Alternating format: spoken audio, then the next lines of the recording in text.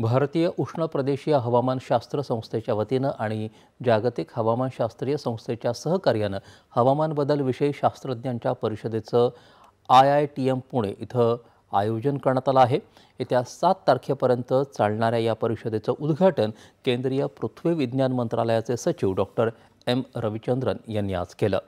पंतप्रधान नरेंद्र मोदी यांनी मिशन मौसम हे अभियान हाती घेतलं असून 2047 पर्यंत विकसित भारतासह देशाला क्लायमेट स्मार्ट नेशन बनवण्याचं उद्दिष्ट ठेवलं आहे। यासाठी हवामानाचा अचूक अंदाज वर्तवणं, जागतिक दर्जाचं तंत्रज्ञान भारतात विकसित करणं यासाठी केंद्रीय मंत्रालय प्रयत्नशील आहे असं डॉक्टर M रविचंद्रन यांनी यावेळी सांगितलं। भविष्यात क्लाउड फिजिक्स अर्थात ढगांचं विज्ञान संशोधनासाठी पुण्यात उत्कृष्टता केंद्र उभारणार असल्याची माहिती त्यांनी दिली। या परिषदेत जगभरातील शास्त्रज्ञ सहभागी होणार असून हवामानशास्त्र, बदलाचा अभ्यास, संशोधन, विकसित तंत्रज्ञान याविषयी चर्चासत्रात तज्ज्ञ भाग घेणार आहेत।